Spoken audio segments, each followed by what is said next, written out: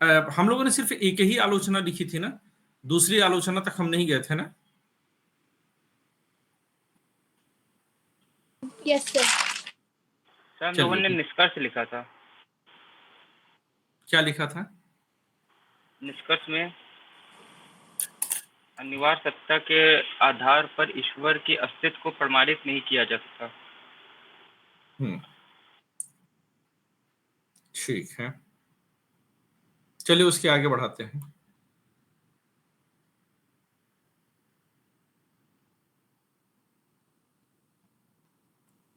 आकस्मिकता संबंधी प्रमाण के विरुद्ध दूसरा तर्क यह है कि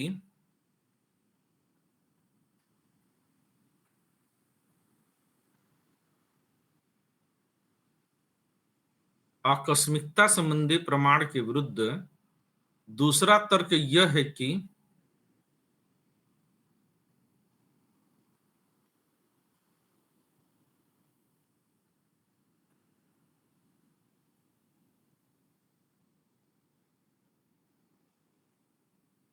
इसके समर्थक विश्व को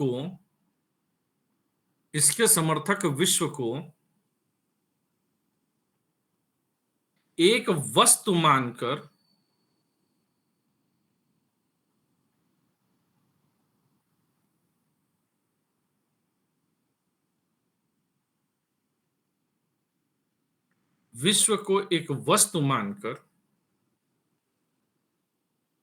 ईश्वर के आधार पर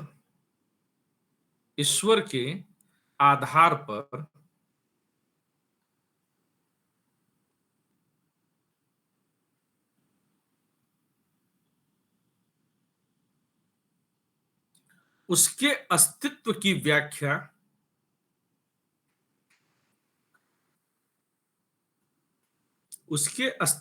व्याख्या करने का प्रयास करते हैं।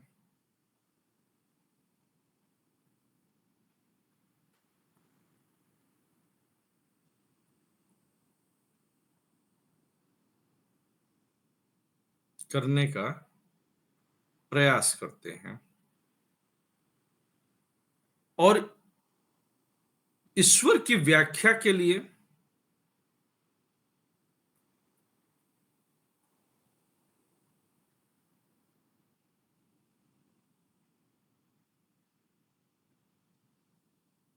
स्वयं उसे ही एकमात्र आधार मानते हैं।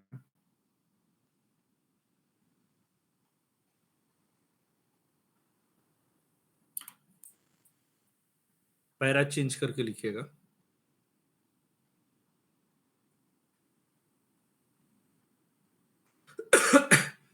यह सत्य है कि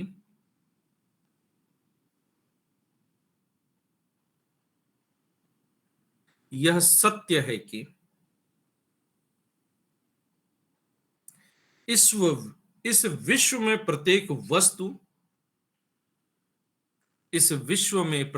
वस्तु अपने अस्तित्व के लिए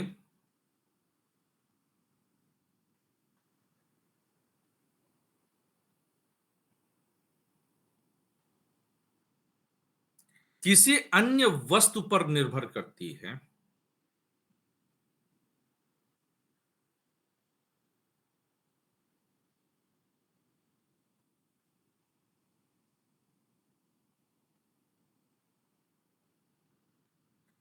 अतः उस वस्तु के अस्तित्व की व्याख्या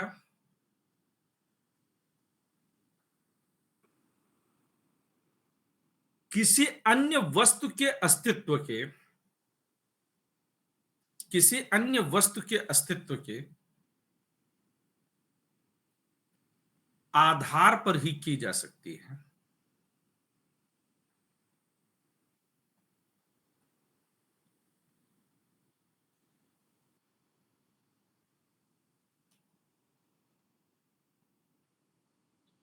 और इस अर्थ में संसार की सभी वस्तुएं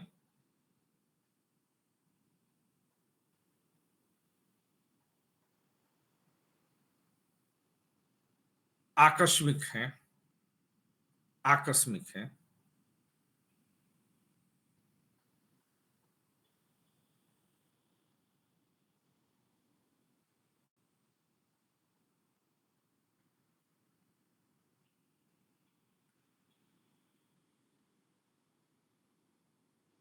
परंतु इस तर्क में यह दोष है कि परंतु इस तर्क में यह दोष है कि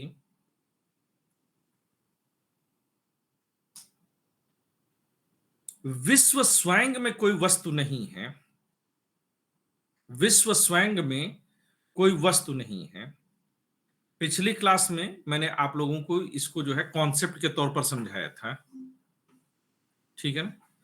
परंतु विश्व स्वयं में कोई वस्तु नहीं है, बल्कि यह कई भिन्न भिन्न वस्तुओं का एक समूह मात्र है।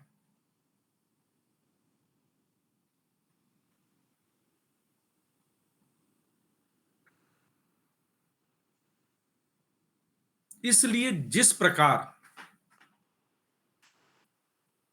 या इसको थोड़ा और बेहतर करते हैं, इसलिए, या यहां पर ऐसे करिएगा, थोड़ा इसलिए भी काट दीजिए। यहां यह उल्लेखनीय है कि, थोड़ा और आप लोग के लिए शब्द का जो है मैं वो देता हूं, यहां यह उल्लेखनीय है कि जो नियम वस्तुओं के लिए सही है, जो नियम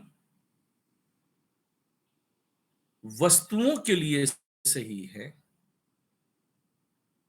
वह वस्तुओं के समूह के लिए भी सही हो, यह आवश्यक नहीं है।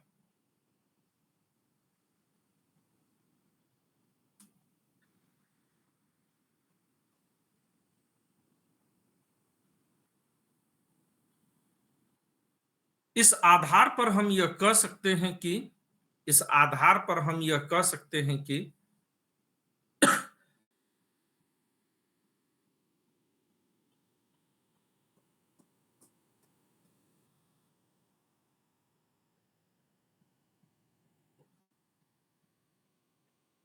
कि वस्तुओं के अस्तित्व संबंधी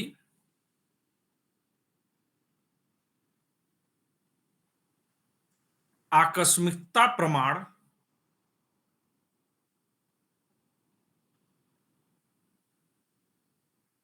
विश्व के लिए उचित नहीं है। आकस्मिकता संबंधी प्रमाण विश्व के लिए उचित नहीं है, और इस आधार पर ईश्वर के अस्तित्व को प्रमाणित करना दोषपूर्ण होगा।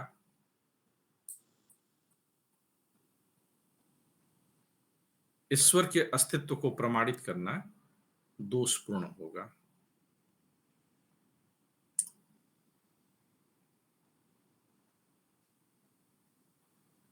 पढ़ करके देखिए, क्लियरिटी है।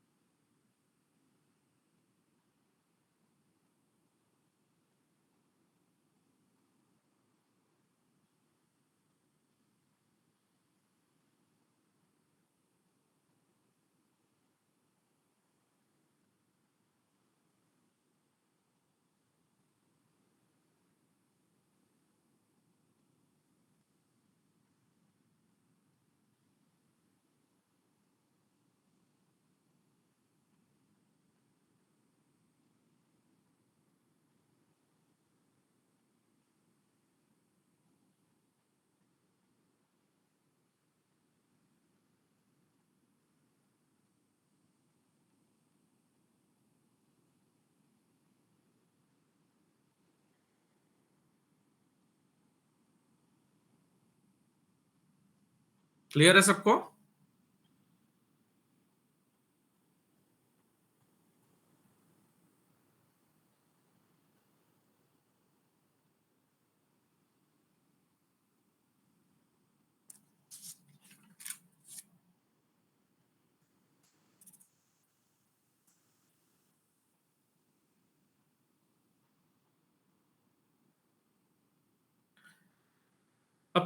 लिखिए,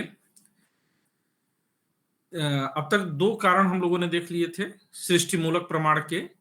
अब तीसरा जो है कारणता संबंधी प्रमाण।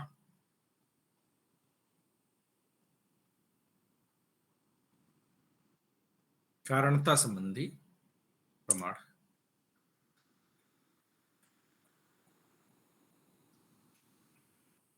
कारणता संबंधी प्रमाण में लिखिएगा,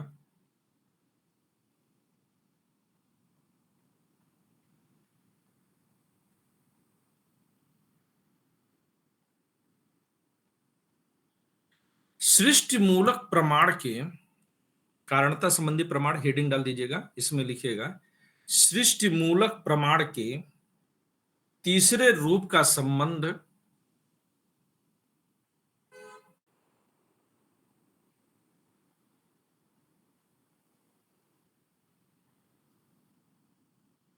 तीसरे कारणता की अवधारणा से है।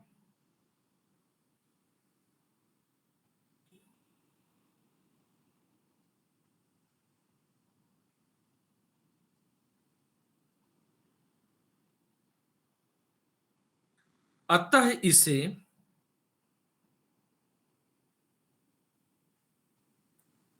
कारणता प्रमक परक प्रमाण भी कहा जा सकता है। कारणता परक प्रमाण भी कहा जा सकता है।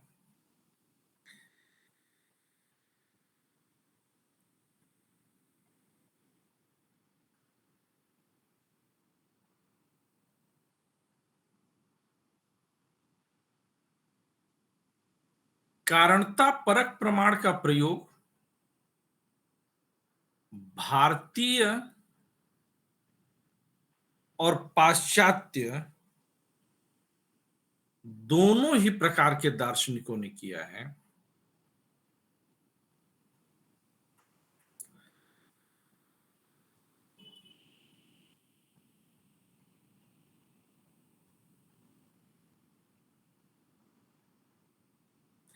भारतीय में विशेष रूप से न्यायिक दार्शनिक और न्यायिकों में भी आचार्य उदयन ने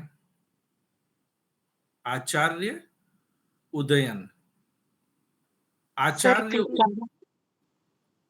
भारतीयों में भी विशेष तौर से न्यायिकों में आचार्य उदयन, इनके ग्रंथ का नाम है न्याय कुसुमांजलि। न्याय कुसुमांजलि।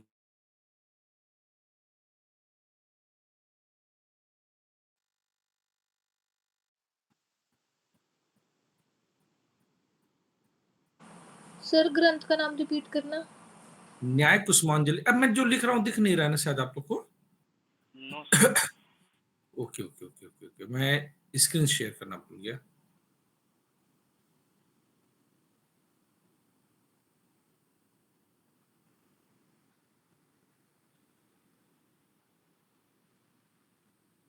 अब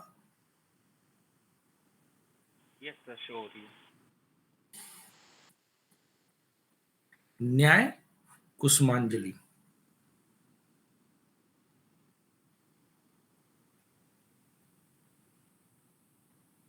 ठीक बेटा।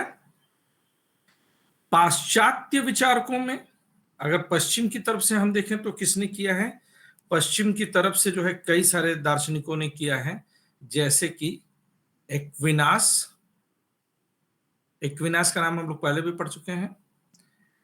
डेकार्ट,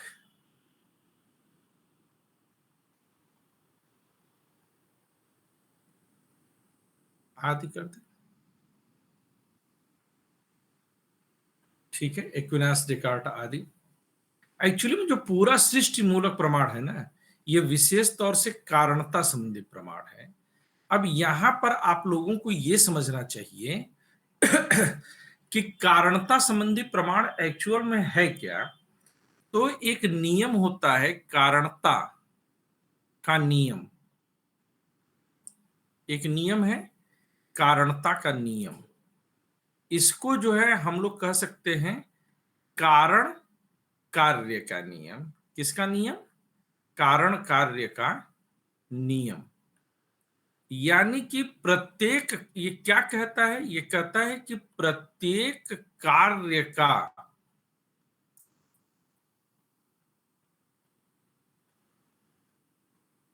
कोई न कोई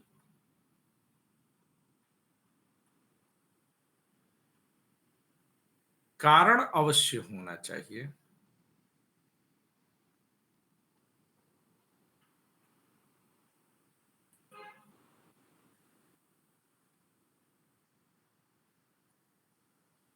प्रत्येक कार्य का कोई न कोई कारण अवश्य होना चाहिए। अब आप देखिए कि आपके इर्द गिर्द जितनी भी चीजें हैं, चाहे वह कोई कार्य हो, कोई वस्तु हो, उसका कारण अवश्य होगा। बिना कारण के कोई भी कार्य नहीं हो सकता है। ठीक है। जब ठंडक का मौसम था, जब मैं पॉलिटी पढ़ाने आया था, तब आप लोगों ने स्वेटर, ब्लेजर, जैकेट्स और तमाम चीजें आप लोगों ने इस्तेमाल कर रहे थे। लेकिन अब आज की तारीख में आप में से ज्यादातर लोग क्या करते हैं कि बहुत ठंडी चीजों का, जैसे कि अभी मुझे कौन लड़की मिली थी, एक करिश्मा मिली, तो मुझे प्यास लगी थी, मैंने पानी मांगा, उसकी बोतल से पानी पिया, तो मुझे जो है 440 वोल्ट का करंट लग गया। इतना ठंडा पानी था। तो वो ठंडा पानी क्यों पी रही? क्योंकि गर्मी है। मुझे करंट क्यों लगा? क्योंकि पानी ठंडा है। पानी ठंडा होने से एक कारण अगर हम मान लें तो ये भी होगा कि उसका लीवर डैमेज होगा। इससे जो है एक तर्क और निकाल सकते हैं कि फिर उसे खाने में सामान्यतः चटपटी, मसालेदार और तीखी चीजें पसंद है, क्योंकि कान से धुआं निकलता है। को रिलेट करती हैं हर एक चीज। जैसे अभी आप लोग देख रहे होंगे कि जब क्लास शुरू हुआ तो मेरा चेहरा काफी ब्राइटन था, मैं बहुत खुश दिल पढ़ा रहा था, अंदर से एक उत्साह लग रहा था। परंतु आप सब महसूस करिए कि अब मेरी एनर्जी डाउन हो गई है, मेरे चेहरे पर तनाव है, क्रोध है, निराशा है। तो अब इसका भी कोई कारण होना चाहिए। इसका कारण क्या है?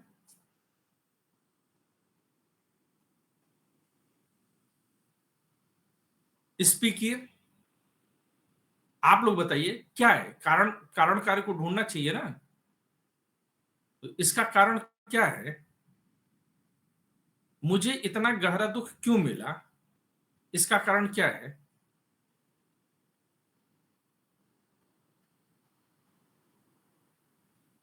सिमरन, यस सर। इसका कारण क्या है? मेरी निराशा, मेरे दुख का कारण क्या है? सर अनीता की वजह से। हम्म।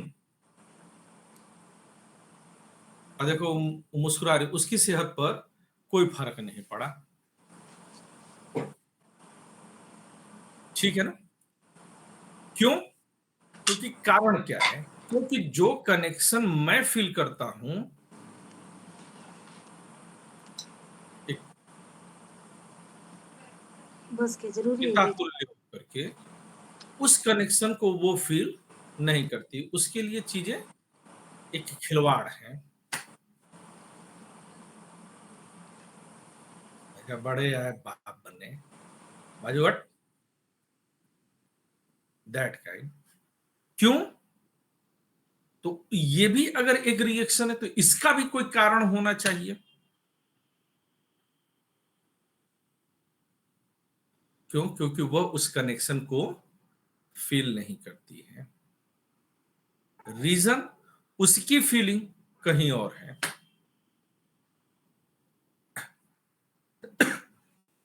ना? वैसे भी जिंदगी में सबके एक ही बाप होते हैं। तो इसलिए इमोशंस में आपको कभी बहुत अधिक नहीं बहना चाहिए। ये कारण कार्य संबंधों की पूरी। अब आप लोग अपने जीवन में कोई भी चीज ऐसी सोचिए कि जो कार्य तो है, कोई भी चीज है तो वह किसी न किसी चीज का कार्य होगी ही होगी। आप कोई भी चीज ऐसी सोच करके बताइए, कोई ऐसी घटना सोच करके बताइए, कोई वस्तु सोच करके बताइए, जो कि कोई मनोभाव सोच करके बताइए जिसका कि कोई कारण ना हो। Try it.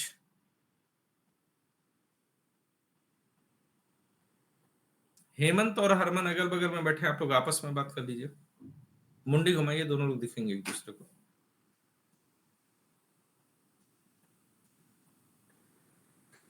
बताइए, सभी लोग सोचिए और बताइए। कोई भी ऐसा घटना, वस्तु, मनोभाव, एनीथिंग सोच करके बताइए कि जिसका कोई न कोई कारण ना हो।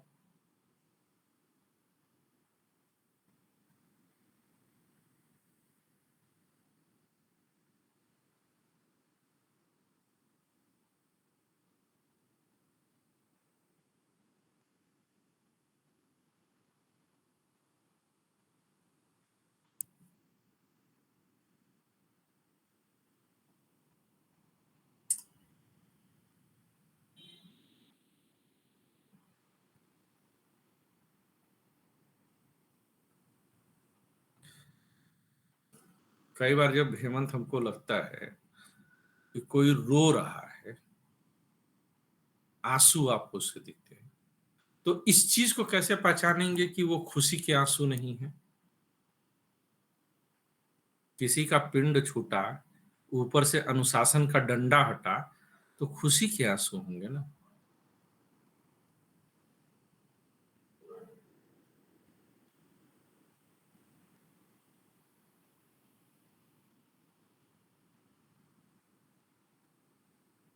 हम्म।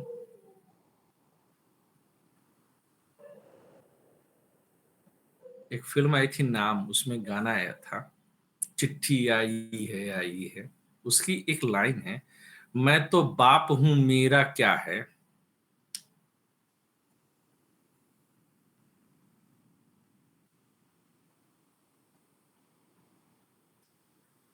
आपको पता है इस गाने पर एक बार जो है ना, मेरे गांव में बहुत लाठियां चली थी, कई लोगों के सर फट गए थे ये इस गाने के ऊपर। कौन आप सा जान, गाने के ऊपर सर? चिट्ठी आई है बड़े दिनों के बाद, हम बेवतनों को यार वतन की मिट्टी आई है। हम क्लास 6 में रहे होंगे, 12 साल की हमारी उम्र रही होगी। हमारे पड़ोस में जो है बारात आई हुई थी, और उस बारात में क्या हुआ कि हम लोग उस जमाने में, हम लोग के समय में ना, जो बहुत सुंदर ड्रेस माना जाता था वो स्कूल की ड्रेस ही होती थी। हम लोग पहन करके पहुंच जाते थे, और गर्मियों का सीजन था, तो वाइट शर्ट जो हाफ आती है और नीले रंग की पैंट, वो पहन करके हम हम भी गए हुए थे।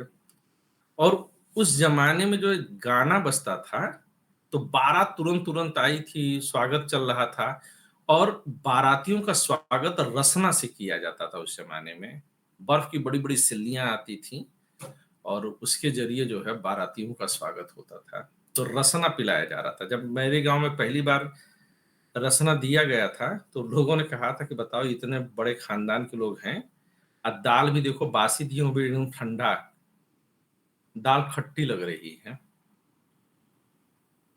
तो रसना उन लोग को जो है अजीब सा लगा था। जब कॉफी पिलाई गई थी पहली बार कुछ समय बाद, तो लोगों ने कहा था कि इतने बड़े जो है लोग हैं, और चाय जो है देखो जली दूध का बनाए हैं। तो रसना तब तक जो है कुछ आ गया था प्रचलन में, तो रसना जो है पिलाई जा रही थी, और रसना घोल करके तो मैं भी अपना एक गिलास लेकर के पी रहा था। और तब उस जमाने में ऐसे बड़े बड़े डिस्क होते थे काले रंग के, जो उस पर की गाना बजता था, है ना, मोनोग्राम बोलते थे उसको गांव में लोग। तो उस पर गाना बजता था, एक पिन होती थी, वो ऐसे टच करती थी और ये गोल गोल काला काला घूमता था। पुरानी फिल्मों में आपने कभी देखा होगा इसको। तो वो गाना अच्छा पहले ये होता था कि आज की तारीख में बड़ा चुनिंदे गाने बजते हैं, लेकिन तब के समय में कोई भी गाना कहीं पर भी बज जाता था। तो बाराती आए हुए हैं और गाना बज रहा है, चिट्ठी आई है बड़े दिनों के बाद। अच्छा, उस मोनोग्राम की खासियत क्या होती थी कि वो जब कहीं पर अटकता था ना, तो वही लाइन वो बार-बार दोहराता था, वही लाइन बार-बार चलता था और गाना बज रहा था। लाइन जो है बीच की आई थी, मैं तो बाप हूँ, मेरा क्या है, तेरी माँ का हाल बुरा है, और यहीं पर गाना अटका। और बाराती पी रहे हैं, गाँव की शादी है और अटका और बजने लगा तेरी माँ का, तेरी माँ का, तेरी माँ का, तेरी माँ का। उसके बाद तो जो लाठियाँ बारातियों ने बरसाई हैं और लोगों को समझ में आवे, घरातियों ने दे दनादन शुरू कर दिया। तो एक लोग आए कहे कि बताओ किसको मारना है? तो मैं वहीं पर बैठा था छोटा-सा, तो मैंने कहा जो बज रहा है ना बाजा, बाजा बोलते थे, इस बाजे को एक बजा तो देखो सब शांत हो जाएगा अभी। बारातियों का ये था कि ये हमको जो है माँ की गाली दे रहा है बार-बार कि तेरी माँ का बजा रहा है। इस पर खूब डंडे लाठी खूब बरसे। तो वो भी एक कारण कार्य का संबंध था। तो गाने-वाने भी जो है बहुत सोच समझ करके जो है बजाए जाने चाहिए। तो आप लोगों ने ढूँढा कोई भी ऐसा कार्य मिला, कोई भी ऐसी वस्तु मिली, कोई भी ऐसी घटना मिली, कोई भी ऐसा मनोभाव मिला, जिसका कि खुद में कोई कारण ना हो, कारण रहित कोई कार्य, कोई घटना, कोई वस्तु, कोई मनोभाव आपको मिला? कोशिश करके देखिए आप लोग। सोचिए। अनूप? सर, सृष्टि की रचना क्यों हुई है? इसके पीछे क्या कारण है? अभी आते हैं उस पर। पहले कारण कार्य पर आएँ। हाँ, अनूप, जी सर। पहले एक तो बात बताओ, सीसेट की क्लास आज हुई थी? नहीं सर, आज नहीं हुई थी। क्यों? सर वो आज का क्लास यूरो लेने वाली थी, उनका तबीयत खराब था इस वजह से, और अफसाना दीदी को तो मैंने पूछा नहीं। ओके। संदीप? संदीप भाई ने ही पूछा था। संदीप है कहाँ है आजकल? पता नहीं सर, मेरा 2 दिन से तबीयत खराब था। संदीप से बात करके क्लास के बाद या कल जो है बात करके पता करो कि संदीप कहाँ पर है। संदीप नहीं आ रहा, ये एक घटना है, तो इस घटना का कोई न कोई कारण तो होना चाहिए, तो उस कारण को पता करिए। हाँ, किसका प्रश्न था और? सर, मेरा प्रश्न था हाँ, क्या? कि सृष्टि के रचने के पीछे क्या कारण है? वो तो नहीं हमें पता। ताकि आप अपने कर्म फल को भोग सकिए, और वो एक अवसर होता है कि जब मोह माया में बंधे हुए जीव को जो है अपने आप की पहचान करने का एक अवसर मिल सके। जगत कोई वास्तविक रचना नहीं है, जगत एक भ्रम मात्र है। भ्रम के अतिरिक्त यह जगत कुछ और नहीं है, और भ्रम की रचना नहीं होती है, भ्रम की प्रतीति होती है। तुम्हारे सामने जो दीवार है वह वास्तविक रूप से नहीं है, वह केवल एक प्रतीति है, केवल एक भ्रम है। जो टेबल तुम्हारे सामने रखा हुआ है वह एक भ्रम, एक प्रतीति मात्र है। ना विश्वास हो तो जोर से सर मार करके देख लो, पता चल जाएगा। वो केवल एक मिथ्या है, एक भ्रम है, वास्तविक नहीं है। शंकराचार्य लिखते हैं ब्रह्मम सत्यम जगन मिथ्याम जीवो ब्रह्मैव नापरः। तो ये भ्रम है, और भ्रम का कारण नहीं होता है। भ्रम का एकमात्र कारण है अविद्या। भ्रम की रचना नहीं होती है, भ्रम की प्रतीति होती है। और भ्रम है तो उसका भी कारण है, और भ्रम का कारण हमारी अज्ञानता, हमारी अविद्या है। Okay sir. हम्म, ये पॉइंट सबको क्लियर है, कारणता वाला? Yes sir. किसी को डाउट? तो रीतिका बेटा, किसी के कहने से मत मान लो कि ये भ्रम है या प्रतीति है। आजमा करके देखो, try it. Okay sir. Okay नहीं, अभी करो बेटा, पता चल जाएगा ना कि वो दीवार वास्तव में है कि प्रतीति है। जोर से मारना, बिना किसी संकोच के। सर अब ये तो भ्रम के रीडिंग, मैं मजाक नहीं कर रहा हूं। तो चोट तो लगेगी सर। तुम्हें चोट बिल्कुल नहीं लगेगा। क्यों सर? वो भ्रम है ना, वो वास्तविक रूप से दीवार थोड़ी कि तुमको चोट लग जाएगी। सर दीवार तो एक वस्तु है यार, वस्तु है सर। वस्तु भ्रम है बेटा, तुम्हें कोई चोट नहीं लगेगी। लगेगी और सर अगर ऐसा होता फिर लोग एक्सीडेंट में क्यों मर जाते हैं? लोगों का एक्सीडेंट होता है सर, मर जाते हैं ना। तुमने कभी किसी को मरते हुए देखा है? Yes sir. मृत्यु तो संभव ही नहीं है। शरीर की सर, शरीर शरीर को लोग को कहाँ मर चोट। सकते हैं? तुम्हें चोट नहीं लगेगी, हाँ जी, शरीर को शरीर को खून निकलेगा, शरीर को दर्द होगा। और तुम उसको ट्राई करो, ऐसे नहीं मानते किसी की बात।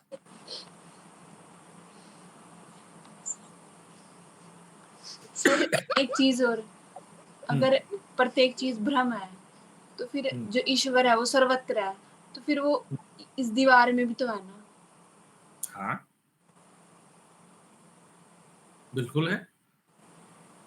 और ठीक है सर, तो फिर ये दीवार दीवार। है क्या कि उसमें ईश्वर है? हाँ जी दीवार है क्या कि उसमें है? सर, पहले दीवार। तो ये देख लो कि दीवार है कि उस दीवार होगा तब तो ईश्वर होगा ना।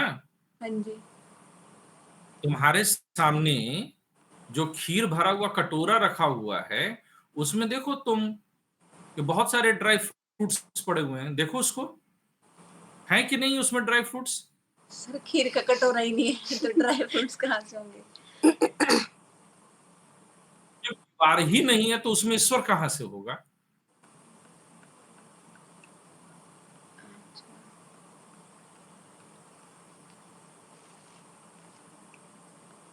सर ऐसे हो सकता है ना, जैसे ये हमारा शरीर है लेकिन हम ब्रह्म है। अब हमारा शरीर अपने आप में एक वो है, भ्रम है। तो ऐसे ही दीवार एक भ्रम है, लेकिन ईश्वर तो हो सकता है ना, जैसे हमारे अंदर ईश्वर है। दीवार कहाँ है? वही तो ये भी चीज हुई ना कि तुम्हारे सामने जो कटोरा रखा हुआ है वो ब्रह्म है, और उसमें जो ड्राई फ्रूट्स है वो ईश्वर है। तो पहले कटोरा है क्या कि उसमें ईश्वर ढूंढ रही हो, तो दीवार है क्या कि जिसमें ईश्वर ढूंढ रही हो। दीवार एक वस्तु है सर। और वस्तु क्या है? भ्रम है। रेगिस्तान में मृग मरीचिका से प्यास बुझ जाएगी क्या? No sir. वस्तु तो है, प्रतीति मात्र है। जिस तरह से राजस्थान रेगिस्तान में पानी की उपस्थिति मृग मरीचिका मात्र है, उसका वास्तविक अस्तित्व नहीं है परंतु उसकी प्रतीति है, इसी तरह से तुम्हें तुम्हारे सामने दीवार की प्रतीति मात्र है, वास्तविक रूप से कोई दीवार नहीं है ना? क्या वायु भी भ्रम है? वायु भी भ्रम है, बिल्कुल।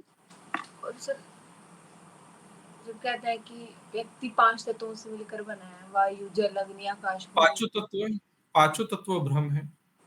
व्यक्ति स्वयं में भ्रम है, बना क्या? भ्रम ही तो हो। वास्तविक रूप से कोई निर्माण हुआ है और न वास्तविक रूप से कोई विनाश हुआ है। तो सर इनकी पूजा क्यों की जाती थी वे, मतलब वैदिक संस्कृति में? किस संस्कृति में? अगर ये भ्रम है सर, तो फिर हम इनकी पूजा क्यों करते हैं? अग्नि देवता, वायु देवता, जल देवता क्यों मानते हैं? पूजा कौन कर रहा है? पूजा करने वाला कौन है? हम। तुम कौन? भ्रम। ये तो शरीर तुमने भ्रम। सुन लिया, ये तो सुना हुआ तथ्य बताया, तो कुंभकर्ण हो गई तुम। ये तुम सर, ब्रह्म हो इसका कैसे पता है? सर मैं कह रही हम ब्रह्म नहीं भ्रम है तुम भ्रम। रोड पर चले हो, कोई लड़का आकर के तुमको आलिंगन कर ले, कल सुबह तुम क्लास में जा रही हो, ऐसे आकर के हक कर ले, तो तुम्हें नाराज नहीं होना चाहिए, उसने तो ब्रह्म को हक किया है। सर वॉइस ब्रेक हो रही है आपकी।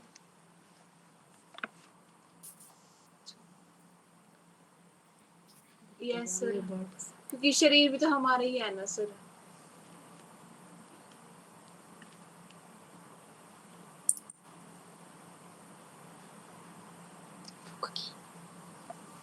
गर्मी लग रही है यार।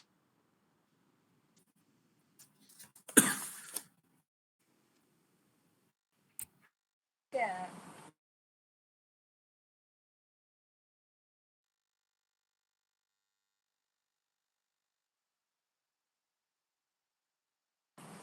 सर आपकी वॉइस नहीं आ रही है और आप एक जगह हैंग हो गए हो। नेटवर्किंग।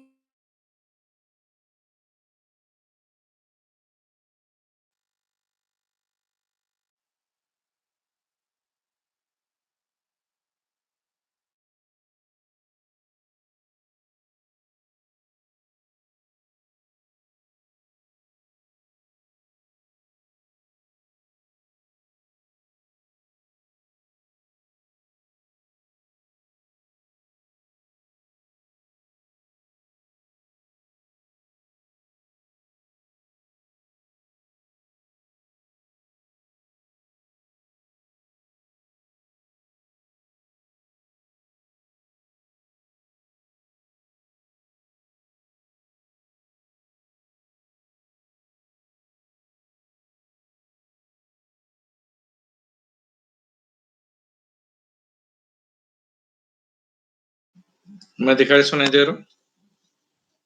Yes sir.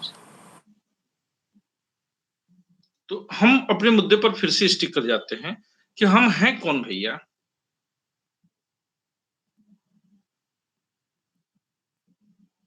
तो इसका जो है तर्क ये है कि शरीर तो हमारी है, तो ब्रह्म के अतिरिक्त क्या है कि जो तुम्हारा है, तुम्हारे अतिरिक्त जब कोई होगा तब तो तुम्हारा होगा। जैसे कलम तुमसे अलग है तब कलम तुम्हारी है, तो तुम ये मान रहे हो कि ब्रह्म और शरीर दो अलग अलग चीजें हैं।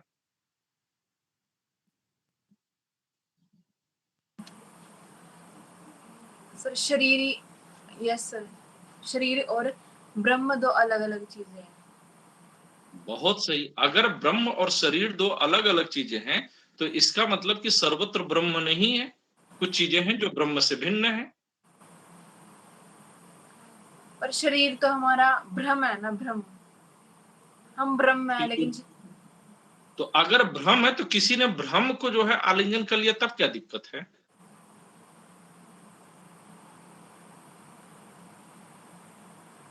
लेकिन सर भौतिक जगत में तो शरीर भी हमारा ही है ना। तो इसका मतलब ये है कि तुम अपने ब्रह्म को जानती नहीं हो। अगर तुम जब ब्रह्म को जानोगी तो केवल आत्म तत्व को जानोगी, तब तुम्हें शरीर का जो है मोह नहीं रह जाएगा। जिस दिन तुम ब्रह्म को जान जाओगी उस दिन अगर कोई जो है तुमको आलिंगन भी करेगा तो तुम्हें उससे कोई दिक्कत नहीं होगी बेटा।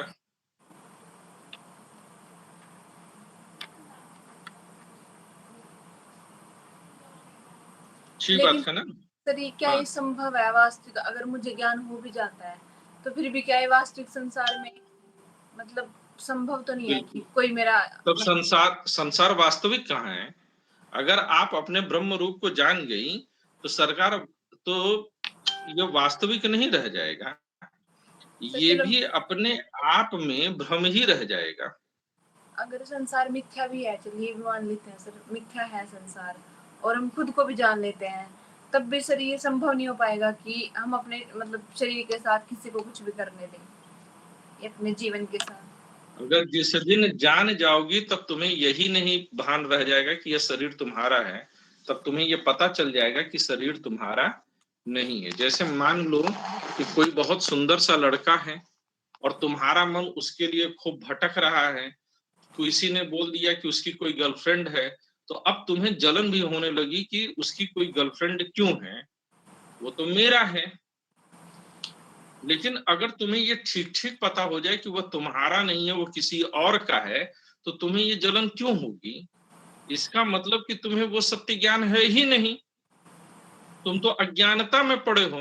तो अब अज्ञानता में पढ़ करके जो है किसी से जंग लड़ना, ये कहां तक होगा सही?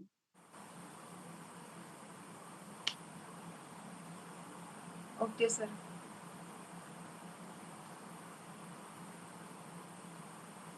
क्लियर है या Yes. अभी भी डाउट है? नहीं तो सर। मैं अब यहाँ से जो है राइटिंग नहीं हो पाएगी, आप लोगों को जो है मतलब कि मैं कुछ लिख नहीं पाऊंगा बोर्ड पर, आप लोगों को ऐसे ही जो है क्लास को कैरी ऑन करना होगा, ठीक है? तो ओके सर। हमें कुल मिलाकर के हमें किसी ऐसे वस्तु का, जिनको ब्रह्म का ज्ञान हो जाएगा, उनका तेरा और मेरा जैसे शब्दों का प्रयोग ही सबसे पहले बंद हो जाएगा।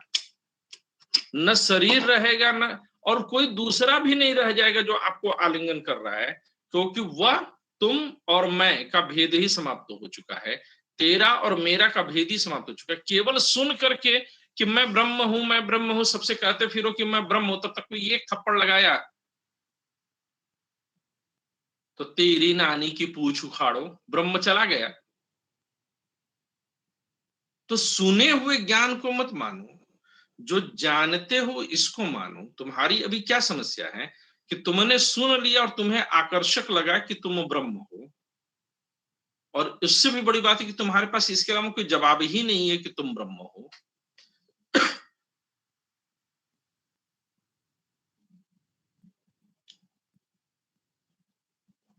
Is that clear?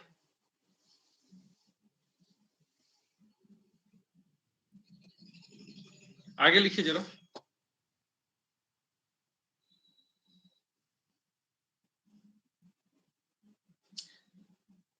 इस प्रमाण का आधार यह आधार कारण कार्य नियम है। इस प्रमाण का आधार कारण कार्य नियम है।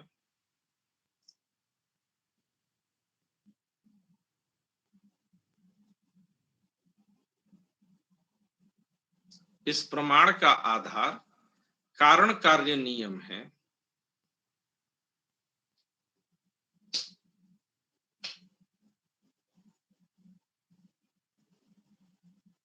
जिसके अनुसार प्रत्येक कार्य का कोई न कोई कारण अवश्य होता है। जिसके अनुसार प्रत्येक कार्य का कोई न कोई कारण अवश्य होता है।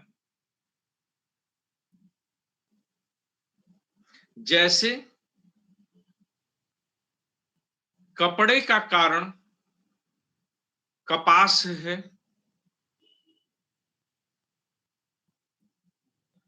घड़े का कारण मिट्टी है,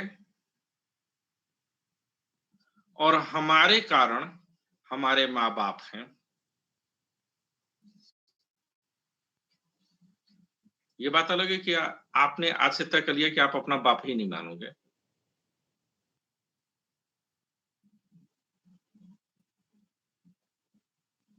सर हमारे कारण माँ बाप है, या आपने बोला हम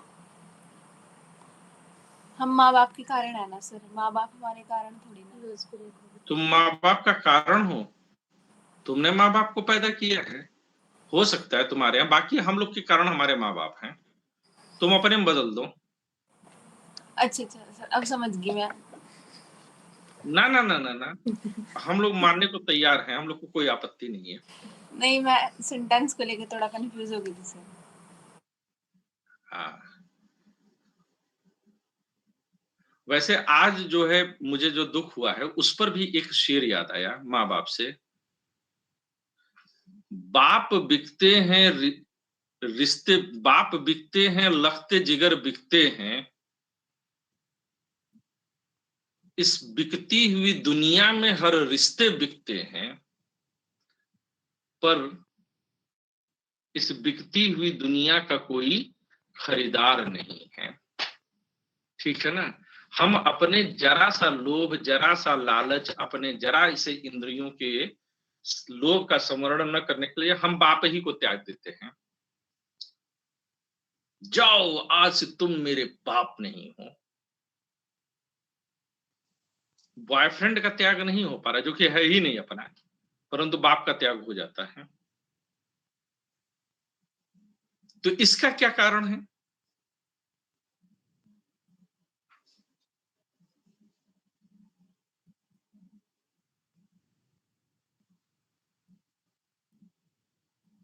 इसका भी कोई उनके कारण होगा। तो हमारे कारण हमारे माँ बाप है। वास्तव में हम कारण के अभाव में किसी कार्य की कल्पना ही नहीं कर सकते हैं।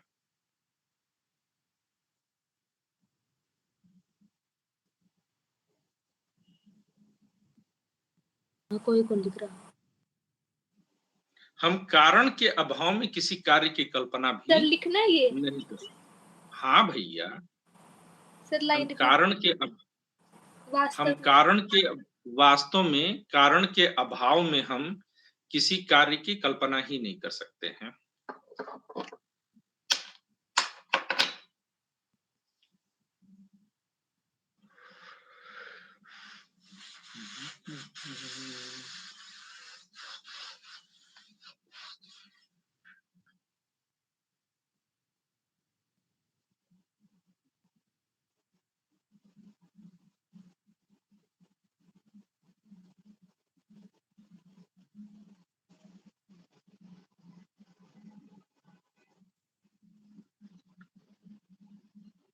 हम ये कह सकते हैं कि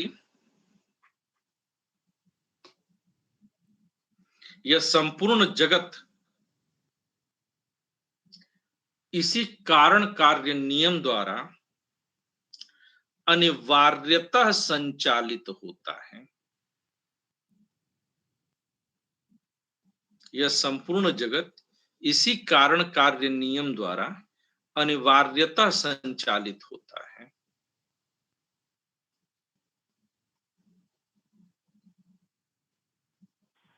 नियम द्वारा अनिवार्यतः संचालित होता है।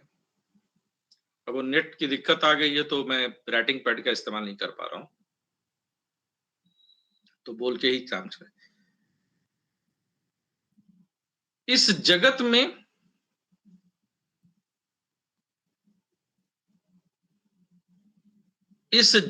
में एक वस्तु का कारण दूसरी वस्तु,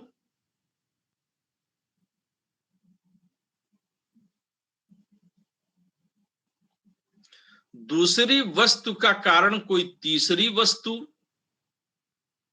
और तीसरी वस्तु का कारण कोई चौथी वस्तु है।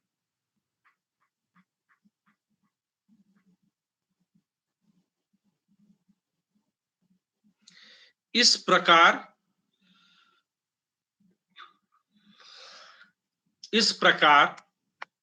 यदि हम कारण कार्य की श्रृंखला को ढूंढने का प्रयास करें, इस प्रकार यदि हम कारण कार्य की श्रृंखला को ढूंढने का प्रयास करें,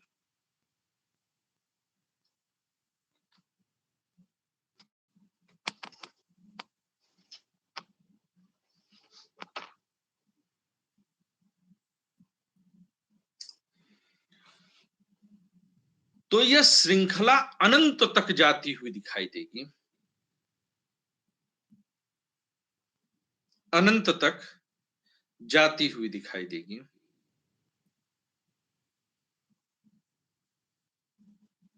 इससे एक अनावस्था दोष उत्पन्न होगा, इससे एक अनावस्था दोष उत्पन्न होगा।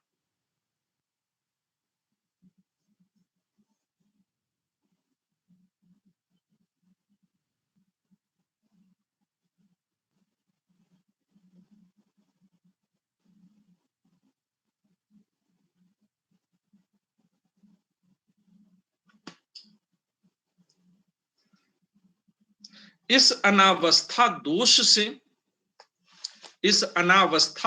से हम तभी बच सकते हैं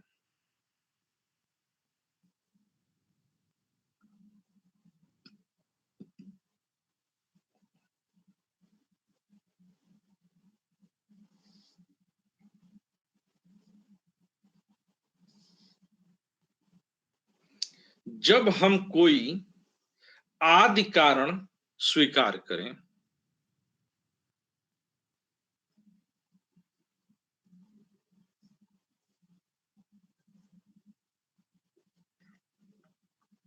और ईश्वरवादी दार्शनिकों ने इस आदि कारण को ही ईश्वर कहा है, इस आदि कारण को ही ईश्वर कहा है।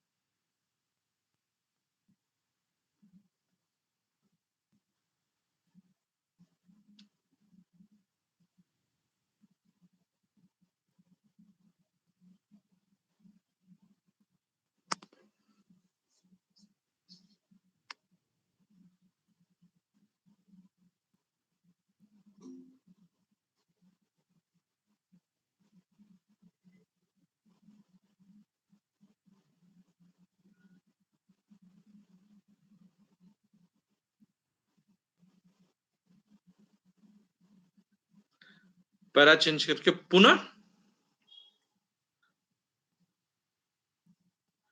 ये दार्शनिक कहते हैं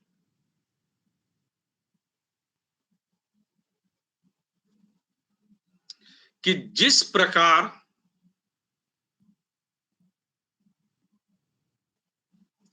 पुनः ये दार्शनिक कहते हैं कि जिस प्रकार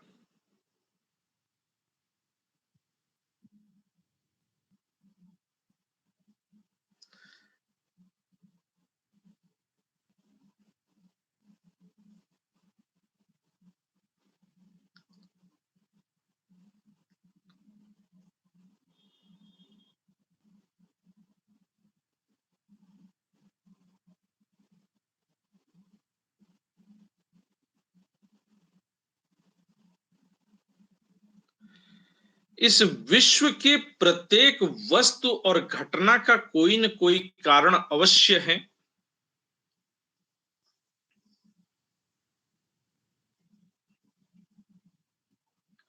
उसी प्रकार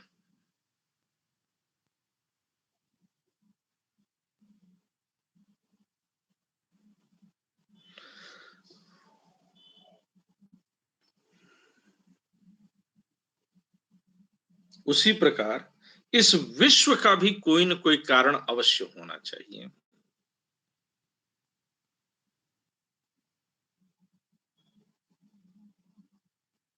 और यह कारण ईश्वर ही है।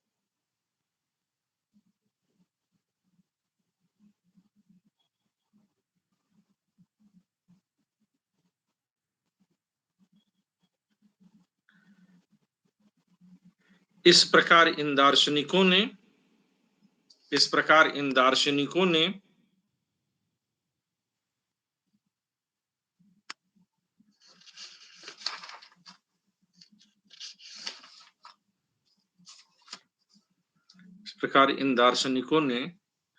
ईश्वर को ही विश्व का आदि कारण माना है, ईश्वर को ही इस विश्व का आदि कारण माना है।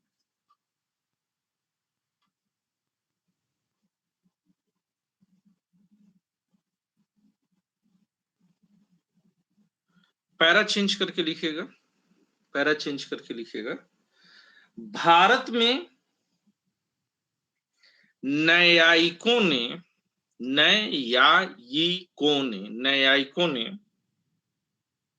भी ईश्वर के अस्तित्व के लिए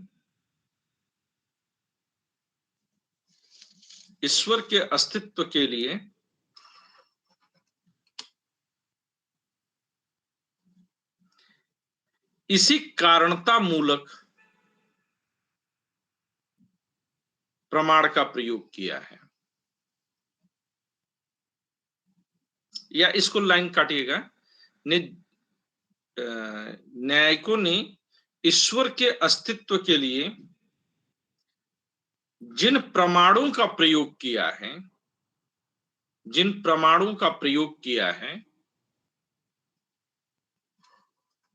उनमें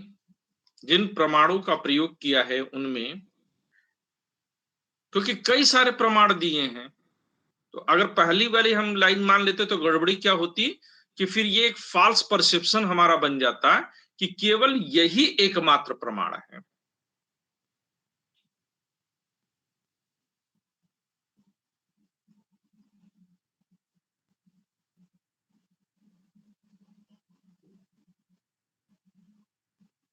तो अब इस लाइन से क्या परसेप्शन बनेगा कि हमने कई प्रमाण दिए हैं और उनमें से एक प्रमाण ये है। ठीक है। न्याय दर्शन के अनुसार, न्याय दर्शन के अनुसार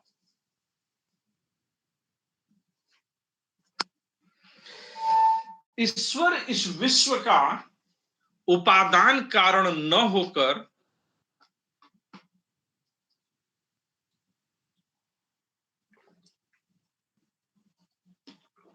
केवल निमित्त कारण है, केवल निमित्त कारण है। ईश्वर उपादान कारण न होकर के केवल निमित्त कारण है। अब ये क्या शब्द है? एक्चुअली में अरस्तु के दर्शन में या जब कारणता संबंधी सिद्धांत को हम मान करके चलते हैं तो प्राय 4 प्रकार के कारण माने गए हैं। प्राय 4 प्रकार के किसी वस्तु के 4 कारण माने गए हैं, जिनमें से पहला उपादान कारण है, दूसरा निमित्त कारण है, तीसरा स्वरूप कारण है और चौथा लक्ष्य कारण है।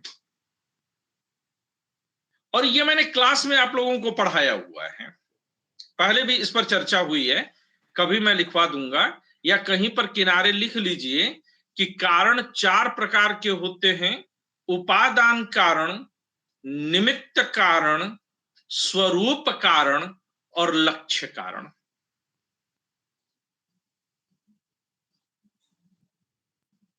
अब जैसे हम घड़े का उदाहरण लें, किसका उदाहरण लें? घड़े का उदाहरण लें। तो घड़े के उदाहरण में जो मिट्टी है, कच्ची मिट्टी, वह उपादान कारण है।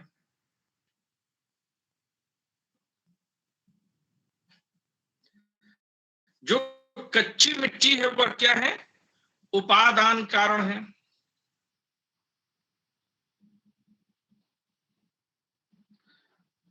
जो कुम्हार है, जो घड़ा बना रहा है, कुम्हार निमित्त कारण है। घड़े का आकार, घड़े का आकार स्वरूप कारण है। और कुम्हार के मन में जो घड़ा है, घड़े का जो प्रयोग है, वह लक्ष्य कारण है।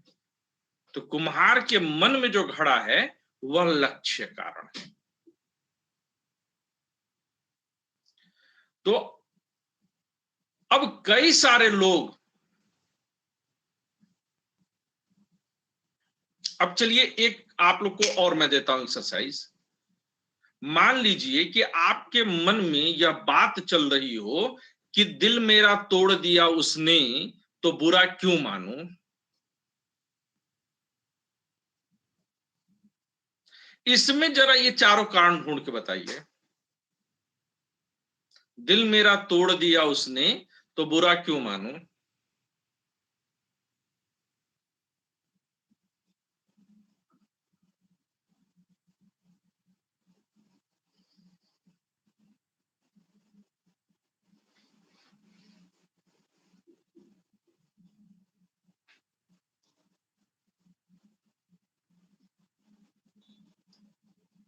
इसमें चारों कारण ढूंढ करके बताइए आप लोग। उपादान कारण क्या होगा इसमें? टूटा हुआ दिल। दिल दिल होगा। निमित्त कारण क्या होगा? जिसने तोड़ा। अनीता बोलना चाह रहे थे आप? नहीं सर। अब हमारी समस्या कि हमको तो सब कुछ सुनाई देता है। आप कसम खा करके बता दीजिए कि आपके मन में ये नाम नहीं था। सर कसम से बोल रहे हैं, ऐसा कुछ नहीं था। शुरू से नहीं था? No sir. कभी भी नहीं था?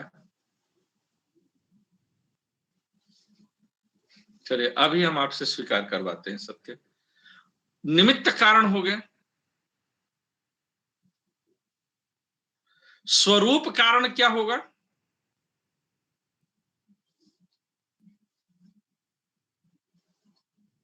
टूटे हुए दिल का दर्द। जी सर।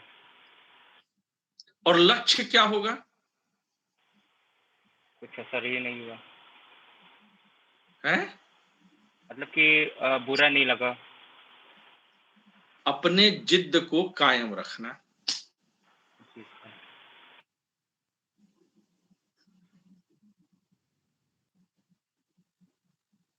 ठीक है अनीता, ये इतना भी खुश होने की आवश्यकता नहीं है, ठीक है? मैं सिर्फ एग्जांपल समझा रहा हूं।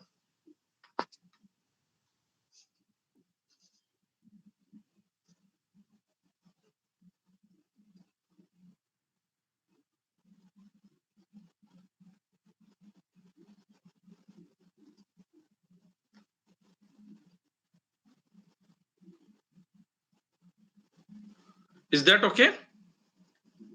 क्लियरिटी है सबको? Yes sir. ठीक है, तो अब इसमें चलिए, तो ये क्या कह रहे हैं कि कुछ लोग ईश्वर को उपादान कारण भी मानते हैं और कुछ लोग ईश्वर को निमित्त कारण भी मानते हैं। कुछ लोग केवल निमित्त कारण मानते हैं, उपादान कारण नहीं मानते। अब जो लोग कहेंगे कि ईश्वर उपादान कारण है, तो इसका मतलब कि ईश्वर ने अपने ही भीतर से कुछ लेकर के दुनिया बना दी, ये ईश्वर उपादान कारण है। जब ईश्वर अपने से ही कुछ चीजें लेकर के दुनिया का निर्माण कर दे, जब हम लोग एक्विनास और ऑगस्टस को पढ़ेंगे तब हम देखेंगे कि ये भी तर्क आएगा। लेकिन जब कहते हैं कि ईश्वर केवल निमित्त कारण है, तो इसका मतलब कि मैटेरियल पहले से पड़ा हुआ था, ईश्वर ने केवल उसका विशेष संयोजन किया है।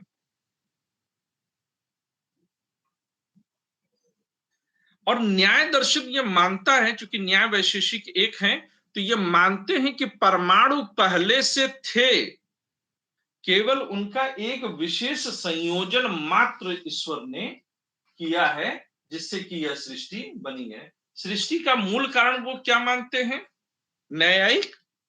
सृष्टि का मूल कारण वे परमाणु मानते हैं। खासतौर से वैशेषिक दर्शन में परमाणुवाद का, एटॉमिक थ्योरी की पहली शुरुआत अगर कहीं से हुई है तो वह कहां से हुई है? सर ऋषि करनाथ जी ने की थी सर। महर्षि कणाद ने, वैशेषिक दर्शन वाले महर्षि कणाद ने जो है इसे दिया है। Is that all right? Yes sir, clear है। क्लियर है सबके मन में? किसी को doubt? No sir. Okay, all good. आगे जरा देखिए,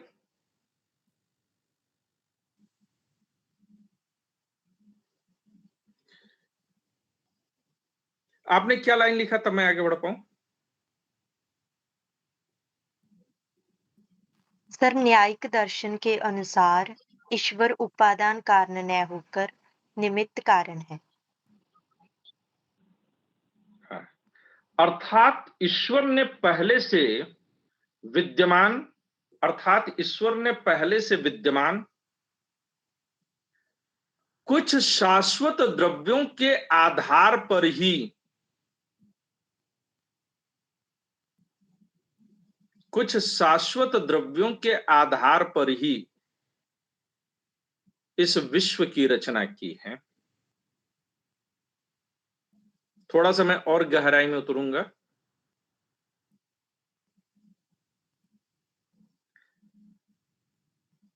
इस संबंध में उन्होंने, इस संबंध में उन्होंने दिक्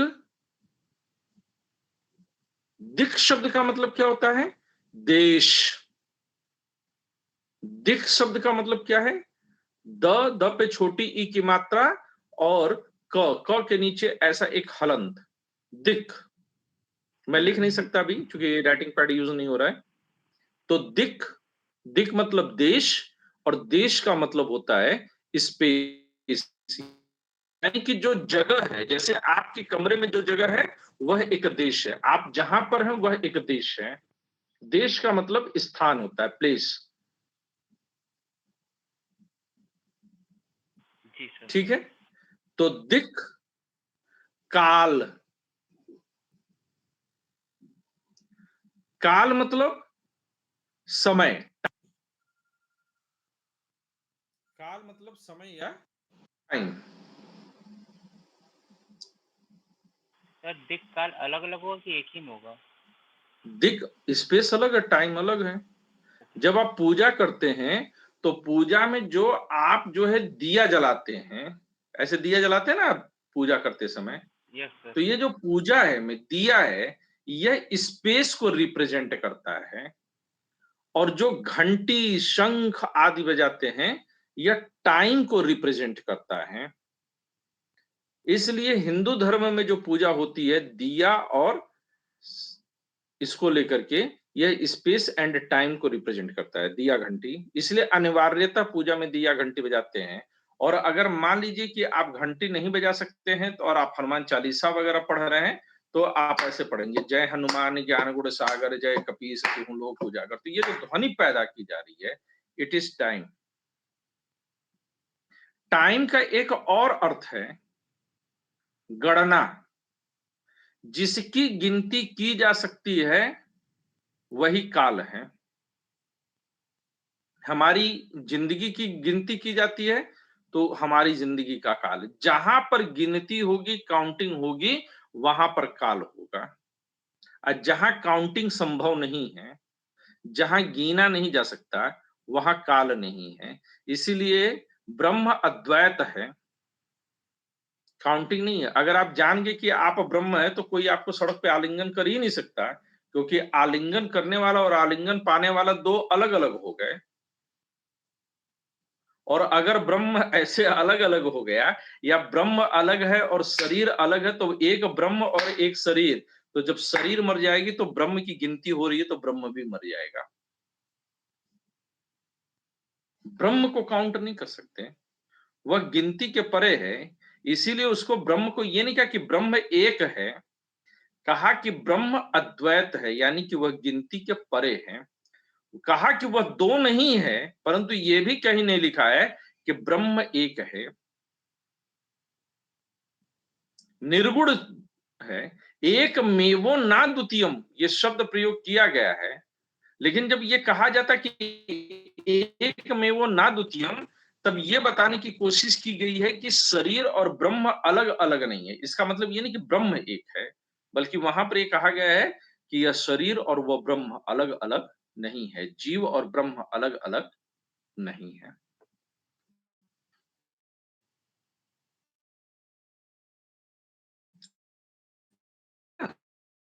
क्लियर है सर।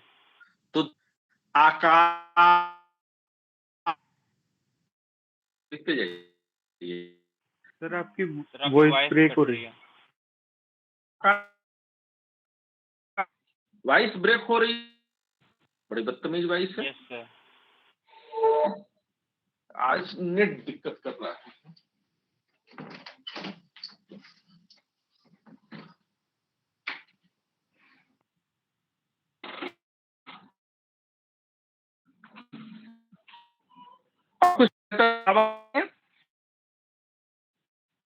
कट रही है सर। No sir. इसको फिर जरूरत पड़ेगा। आज डाउन है, हम लोग सर जो है वॉइस ब्रेक हो रही है सर।